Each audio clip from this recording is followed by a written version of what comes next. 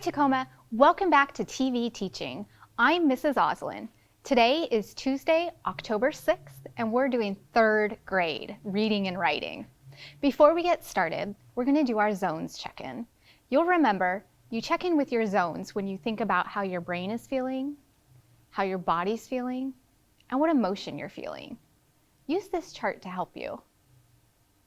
If you're feeling sick or sad or tired, or you're just kind of moving slow, you're probably in the blue zone. The green zone is when you are focused and you're awake and you have just the right amount of energy to get some learning done.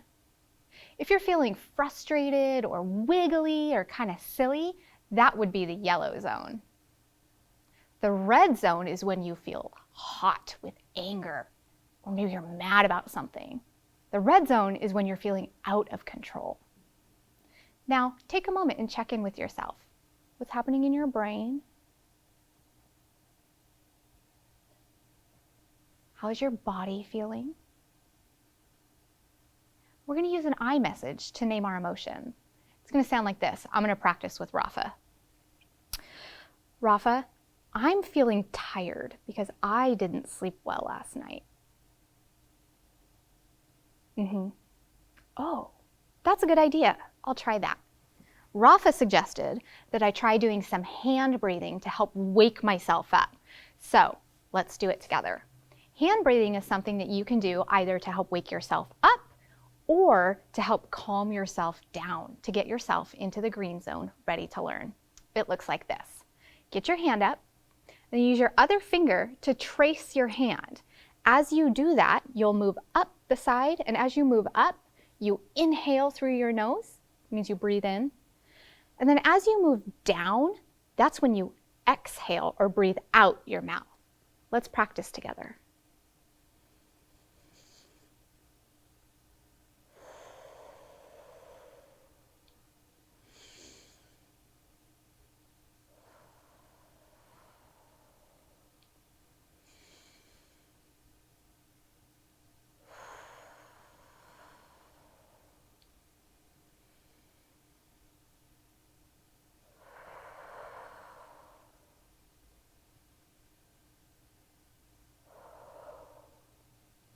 Rafa, that was an excellent suggestion. I feel much more awake and alert.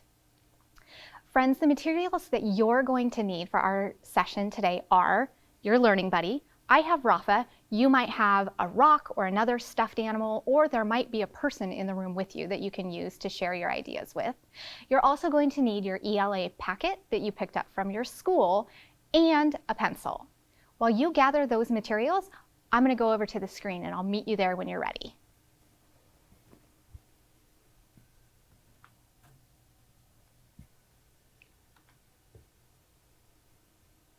We're going to review what your role and responsibility is in what we call our writer's workshop. This is a document that should be in your ELA packet.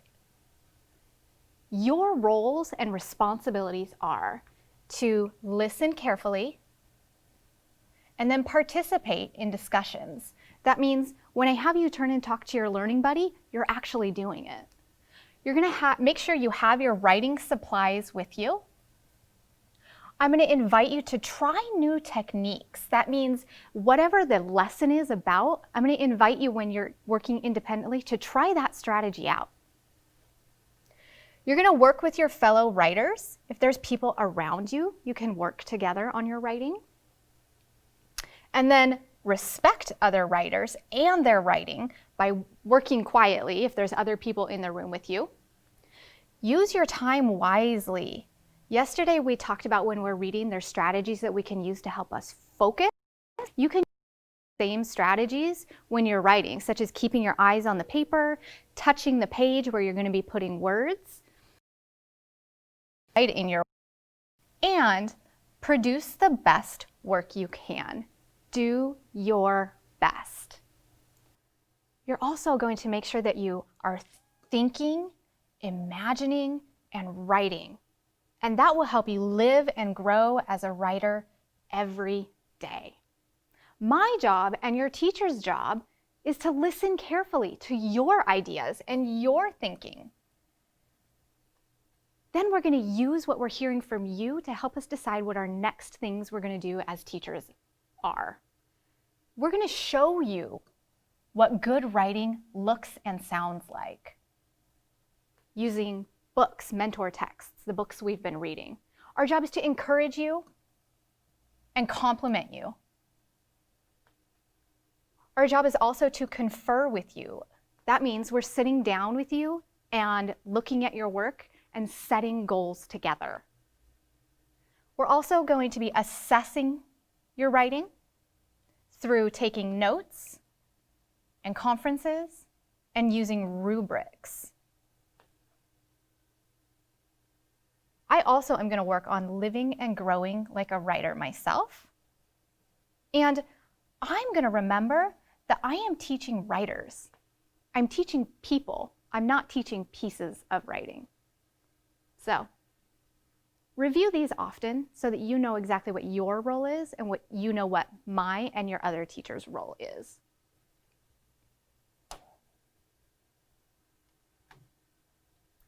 A couple weeks ago, you got the opportunity to think about you as a writer and to complete this narrative map, a heart map, where you wrote some of your favorite things to draw on as inspiration as a writer. This would be a good tool for you to have out as you're sitting down to do your independent writing today. We're going to read this book today. It's called Our Tree Named Steve. And what I want you to learn from the author and illustrator of this book is how they draw on their very precious memories as children to help them write things that would write a book that would help them connect with their reader, like you and I. So while we're reading this, let's think about how Alan Zwiebel, the author, and David Catro, the illustrator, show how the characters are feeling. The author will tell us how the characters are feeling, and the illustrator will show us. And then when you go off to do your own writing, you're going to draw on your own memories and your own feelings to inspire your writing so that you can connect with your reader. Our Tree Named Steve. This is a story about Alan, the author, and when he was growing up, there was a tree in his yard, and the tree kind of became like another family member until something unfortunate happened with the tree. And I want you to think about when you're drawing on your memories, not all the memories are necessarily going to make you feel comfortable. And that's okay because we don't always feel comfortable emotions. As we read, I want you to notice that the author also did a tricky thing where he's writing this in the perspective of a letter that he's written to his kids. Dear kids, a long time ago when you were little, Mom and I took you to where we wanted to build a house for us to live in. But in order to build there, men had to come and clear the land. I remember there was one tree, however, that the three of you couldn't stop staring at. Adam thought it was crying. Lindsay said it looked nervous. And Sari, who was only 2, couldn't pronounce the word tree and called it Steve. I love you, Steve, she kept saying. And then Adam and Lindsay started saying it. And before too long, Mom and I got the hint and asked the builder to please save Steve. The day we moved in, Steve was there to greet us.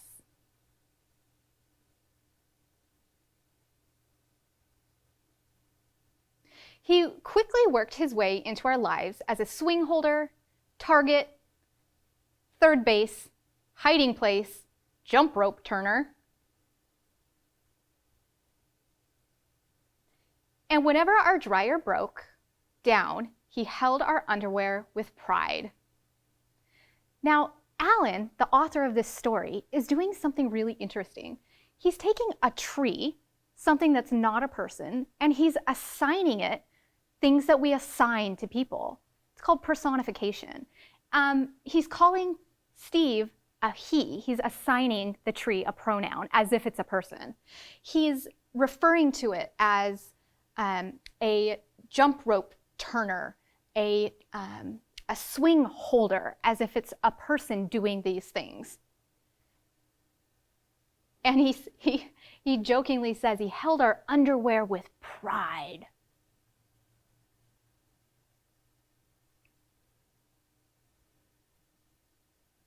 Yes, right there in the center of our yard, this weird-looking tree grew to become the center of our outdoor life. Through all our barbecues, campouts, dance parties, or when Adam and Lindsay started getting crushes on the Simon kids next door, Steve adjusted to our every need. And it wasn't always easy. Standing tall through snowstorms in the winter, or when Uncle Chester napped in the hammock, couldn't possibly have been fun.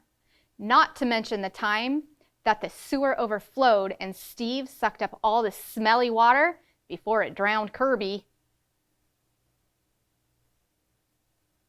Then got so sick himself that the tree doctor had to give Steve a haircut that made him look like a big thumb. Now, notice that these memories that Alan is bringing up with us, they're not all comfortable, like I said. They're not all positive.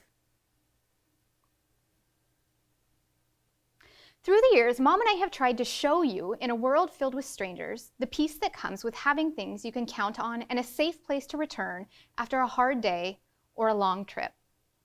Which brings me to the point of this letter. Last week, a storm hit our area.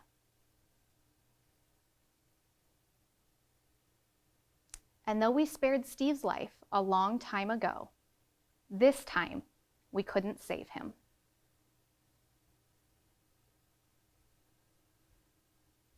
What do you think they're feeling?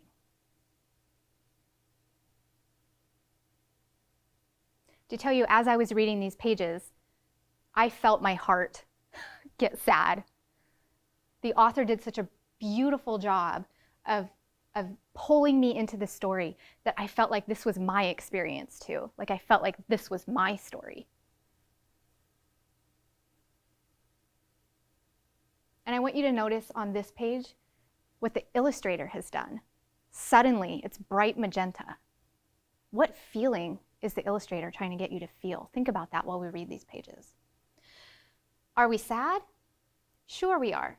But even in his final moments, when he could have fallen on our house, sorry swings, Kirby's house, or Mom's garden, Steve performed his last trick and protected all of us to the very end. And friends like this are hard to find.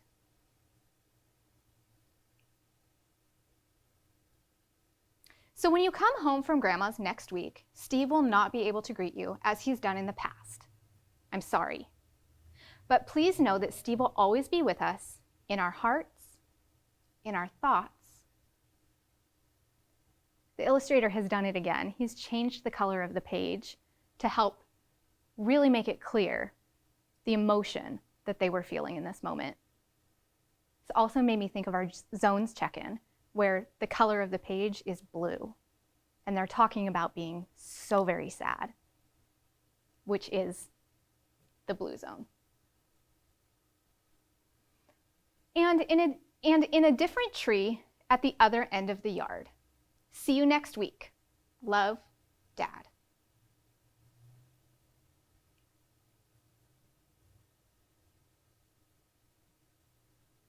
Now, writers, it's your turn. I want you to find the My Meaningful Memories chart that is in your ELA pack. And you're going to think about a memory or three from your childhood that can help inspire your writing. And while you think about those memories, you're going to think about the strong feelings that are associated with that memory. And you're also going to include small details, such as, was there a smell associated with that memory, or a feeling, or a taste? Or did you see something? Like our illustrator had the bright magenta and the bright blue pages. Or is there a sound that you think of when you think of this memory? Take some think time.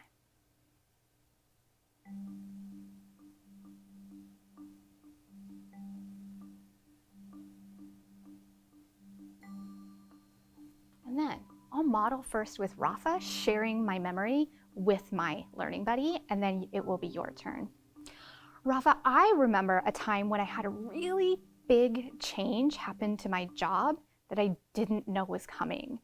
And it's interesting because I felt a lot of really strong emotions about it. I felt mad, I felt sad, and then I kind of felt excited because it meant that I was going to be doing something new. And small details that I can include is I remember I was sitting down on my comfortable couch and I had my hard, heavy laptop in my lap. And I remember I could hear the kids outside playing as I was reading the news about the change to my job. And I just remember thinking that the kids were so happy and that at the same time I was feeling so sad. But then I was able to work through it, and now I feel excited. Take a moment and share with your learning buddy your memory, your strong emotion, and small details using your senses that you could include. Go ahead.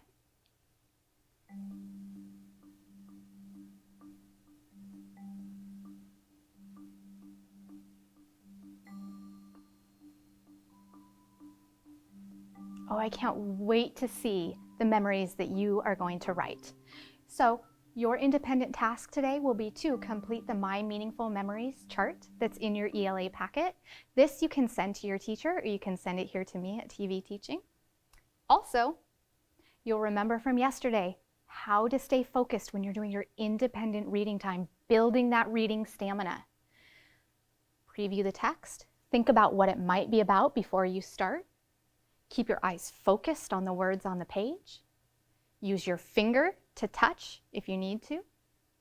Stop periodically and create a picture in your mind of what's happening. Read aloud in a quiet voice if that helps you. And reread when you get to a point and you recognized, oh, I wasn't focused. Go back and reread.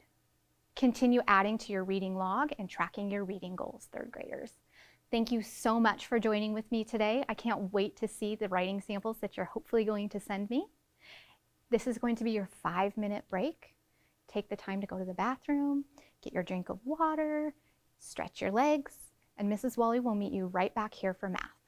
Thank you, third graders. I'll see you tomorrow. Bye.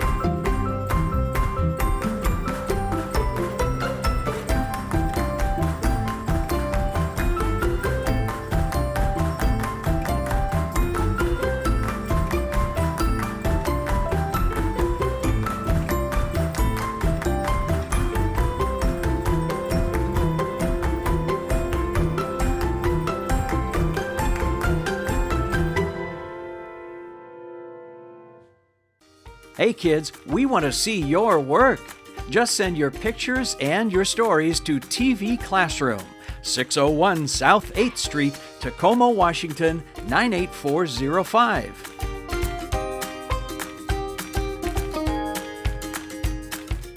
Hi third graders, I hope you had a great break. Before we begin our math today, I want you to gather your materials. So here's what you need. Your learning buddy, a whiteboard and a marker, or a piece of paper and a pencil. And if you have base 10 blocks at home, grab those for one of our problems. But if you don't, it's okay. I have some here that you can watch me use. All right? Grab those things, make sure you have them, and meet me at the smartboard. All right. So we're going to start with some work up here on the smartboard. Today we're not going to do a number talk because we have lots to get through, and we'll be doing lots of talking about numbers here in our work. So let's read the problem. It says, write the problem in a place value chart, then find the sum. Okay, so first of all, we've got to figure out how many of each place value we have in these numbers. So let's start with 538, okay? So 538, let me make sure I've got my pen.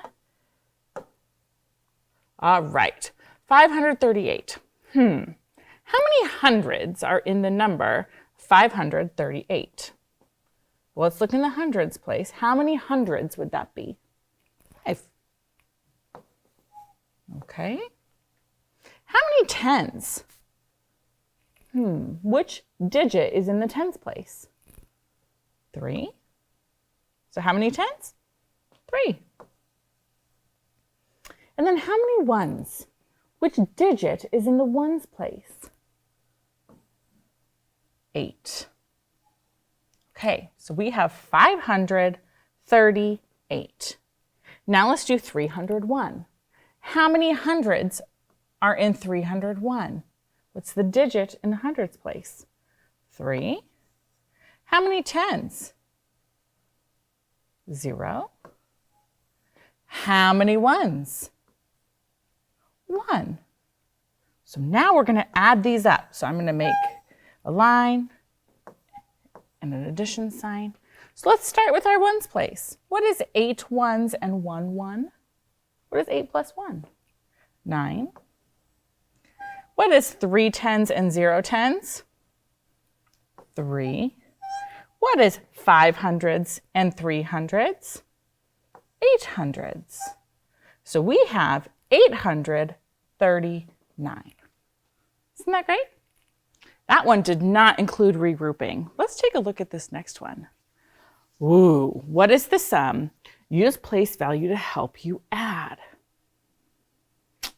Now I'm looking right now here in the ones place, and I am noticing that those two numbers are going to be greater than 9.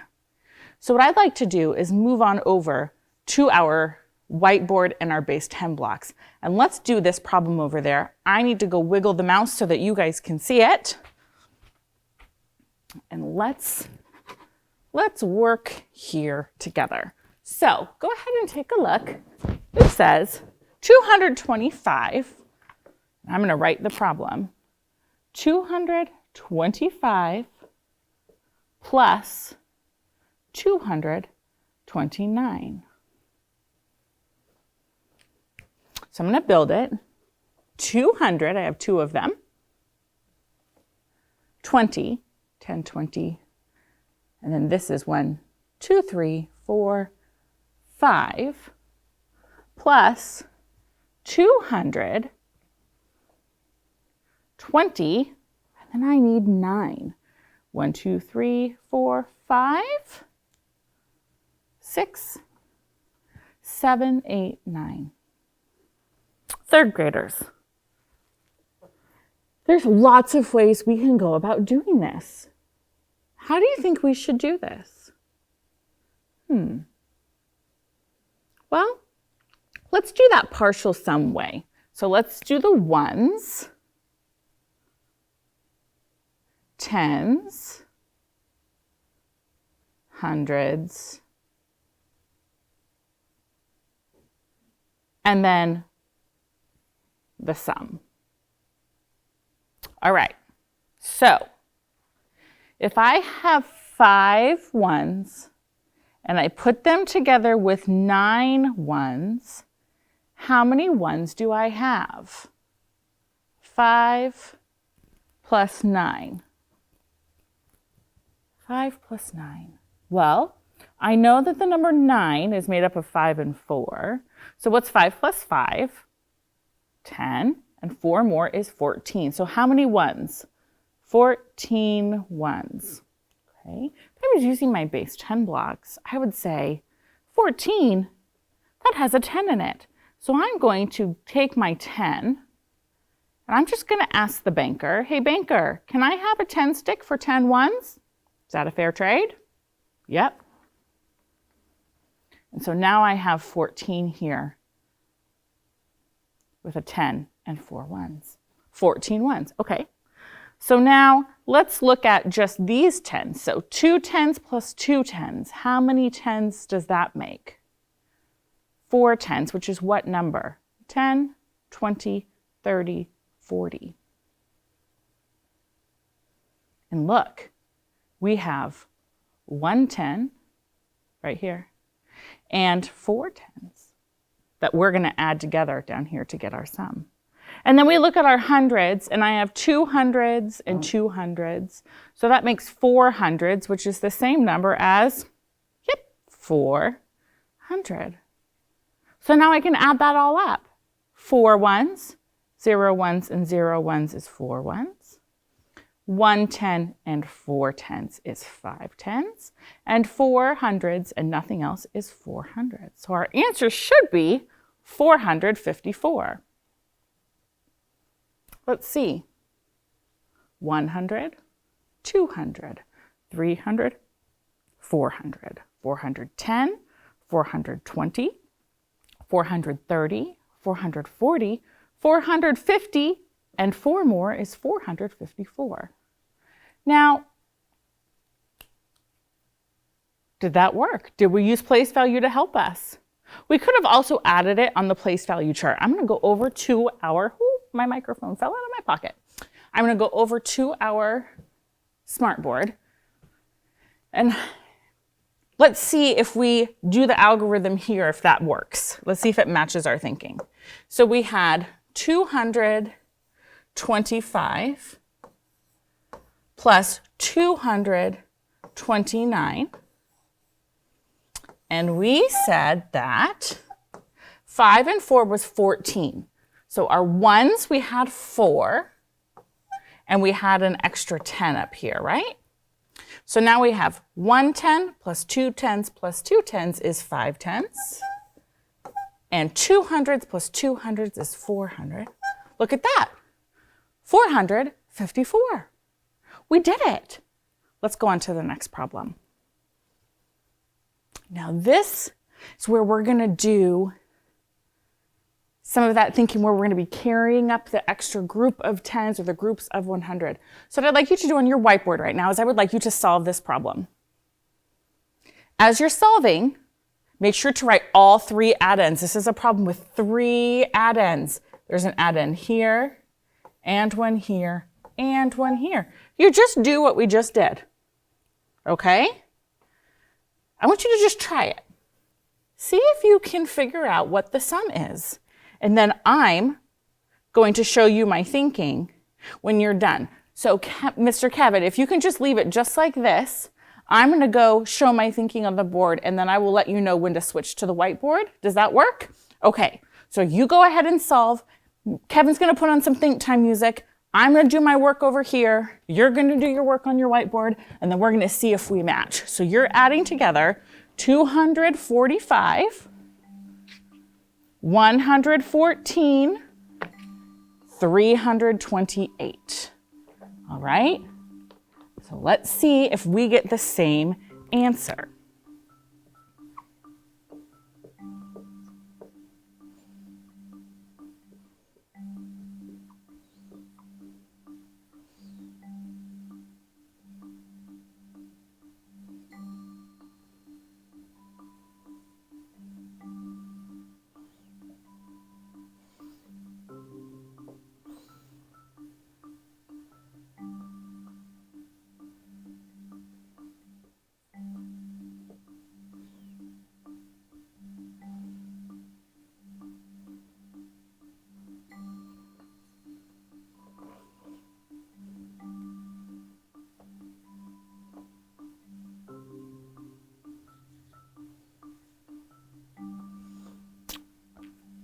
All right, are you ready? Okay, Kevin, let's see. Here we go. We're gonna see if you got the same answer as I did. So here's our equal sign at the bottom. Okay, so I did 5 plus 4 plus 8. I knew that 5 plus 4 was 9. So in there's an 8. So 8 plus 8 is 16 plus 1 more is 17. The number 17, I'm going to erase these right here because I want to show you some of my thinking. The number 17 has in it 7 ones and a 10, right? So I put my 7 ones here and my group of 10 up in the tens place. Then I added 4 and 1 makes 5. 1 and 2 makes 3. 5 and 3 makes 8. 2 and 1 makes 3. And 3 and 3 makes 6. So the sum is 687. Check your work. Did you do it? That was a tricky problem. All right. Let's move on to the next one. Ooh, okay. Same thing. Mr. Kevin's going to put it just on the screen. No whiteboard showing. I want you to try this one on your own. Try it on your own. Build it if you need to. Draw a picture of base 10 blocks if you need to. We're going to give you a few minutes to work on your own, and then we're going to do it. I'm going to show you my thinking and my work. Go ahead.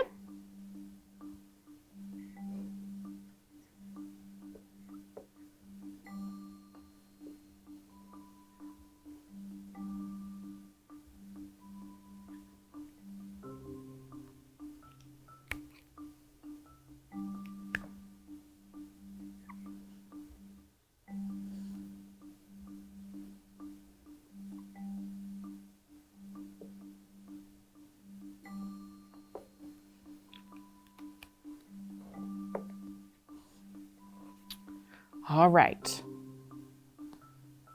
Now, I'm going to show you my thinking, and then I'm going to show you my thinking with our base 10 blocks.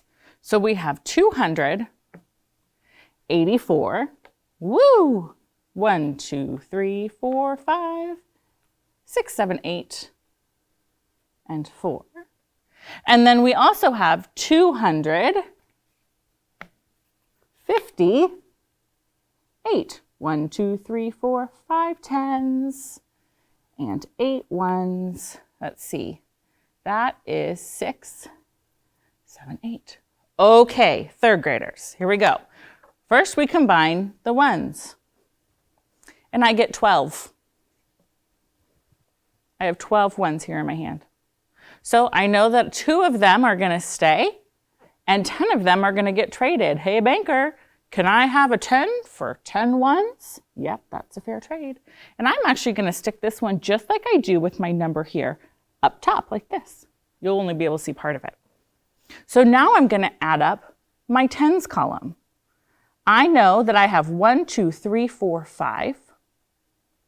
And then look at this. 1, 2, 3, 4, 5. Third graders. 5 and 5 makes 10. Yesterday we talked about 10 groups of 10. Let's count. 10, 20, 30, 40, 50. Count with me. 60, 70, 80, 90, 100. Hey, banker, can I trade you 10 tens for a 100 square? And the banker's going to say, why, yes, you can. So we're going to trade it. So now how many tens do I have? 4. Watch this. 8 plus 5 is 13. Plus 1 more is 14.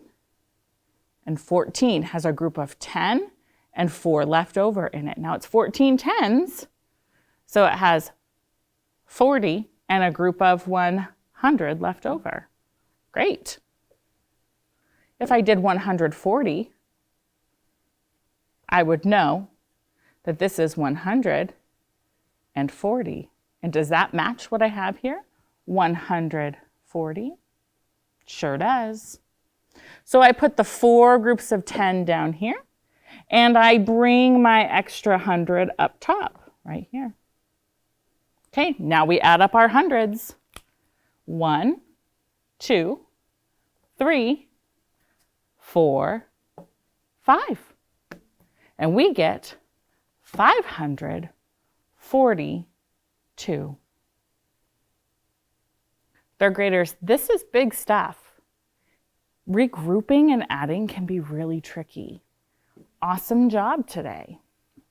Now, in your workbook, I'm about to share with you what your assignment is. In your workbook, you're going to do pages 41 and 42. So let's take a look at those pages together. You can just look up on the screen, or if you have your workbook, you can go ahead and turn to your workbook page and follow along with me as we go through the directions. So here, you're going to do what we did first today, the very first problem. You're going to write how many ones there were. And it looks like it equals 7 ones, so you're going to put a 7. And then 5 and 2 is 7 tens, which is what number? 70. And then 100 200s equals 300. You put 300 and add up the partial sums. Then you're going to practice regrouping and fill in the numbers that are missing. So if you need to regroup, make sure to regroup. So make sure you have all the answers correct for number 2, number 3 the same, number 4 the same, and then number 5, number 6, and number 7. So you're practicing putting these together. If you get stuck, because sometimes this can be tricky, there's a couple tools you can use. You can make your own base 10 blocks. So you can take a piece of paper, you can cut out some squares, cut out some sticks, and cut out some ones, and you can move them around. Or you can draw the hundreds, draw the tens, draw the ones, and draw them out and do the circling and regrouping. Either way will help you figure out if you need to carry a group of 10. Okay? Awesome. All right, go ahead and meet me up at the front camera and let's do our affirmation for today. Third graders, this math can be tricky, but you can do it. And it's going to take time because we're learning it. And math is, once you start to see that pattern, it really unlocks in your head. And we're going to keep working on this together. So if this is new to you and you've never seen it this way and you're feeling a little confused, that's okay. Keep watching because we're going to keep using those base 10 blocks. We're going to keep practicing, and pretty soon you're going to start seeing that pattern. All right? So your affirmation today is, I am a hard worker. You are a hard worker. Working at home is difficult. It's difficult for me as an adult when I have to do work days at home. So you're going to practice saying that. You ready? My turn. I am a hard worker. Your turn. Excellent. We will see you tomorrow. Bye, third graders. Hey kids, we want to see your work.